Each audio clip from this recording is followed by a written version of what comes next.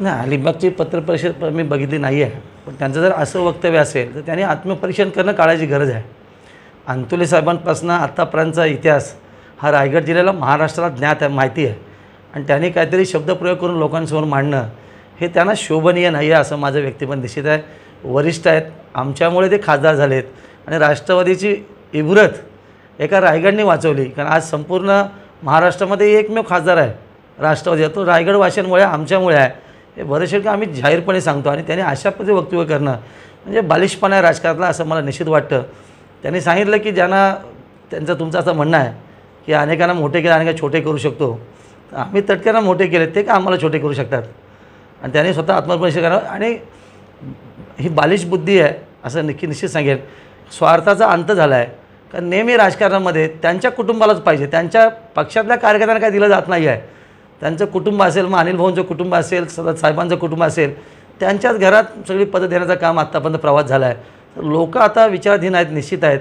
त्यांनी जे आत्ता वक्तव्य केलेलं आहे की येणाऱ्या काळामध्ये ठरवेल का असेल ते, आम्ही त्या चॅलेंज स्वीकारतो. येणाऱ्या काळामध्ये आम्ही त्यांचं चॅलेंज स्वीकारून पुढे हीच रणनीती आम्ही तयार करणार.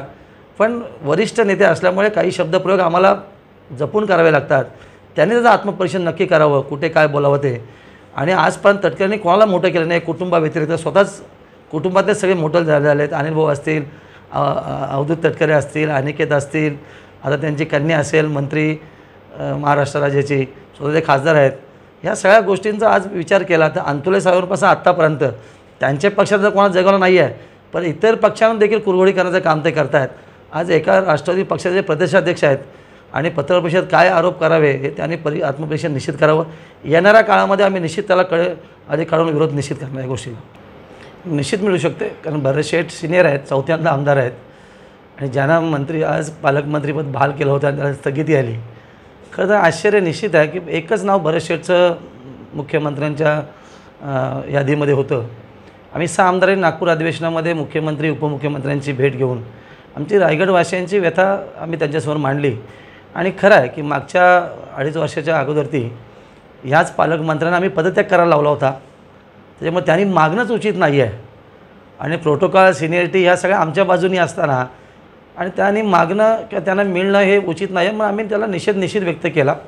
किंबहुना आम्ही भरत शेठच्या बाजूने 100% आहोत की त्यांना पालकमंत्री म्हणून बघत असताना सर्वसामान्य रायगडचा माणूस हा भरत शेठच्या रूपाने आम्ही निश्चित बघतो. कारण भरत शेठला पालकमंत्री मिळणार, आता स्थगित दिली आहे मुख्यमंत्र्यांनी.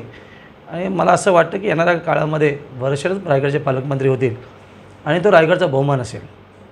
आणि महाराष्ट्र राज्याचे माजी मुख्यमंत्री आमच्या पक्षाचे नेते आहेत शिंदेसाहेब आणि आता उपमुख्यमंत्री आहेत. त्याच्यामुळे आम्ही आशावादी आहोत की पक्षप्रयत्न असताना लोकांची आशा निश्चितपणे त्या न्याय द्यायचा प्रयत्न येणाऱ्या काळामध्ये करणार. हा शब्द आज या ठिकाणी निश्चित.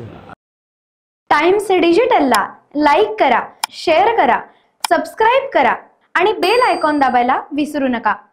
Times digital.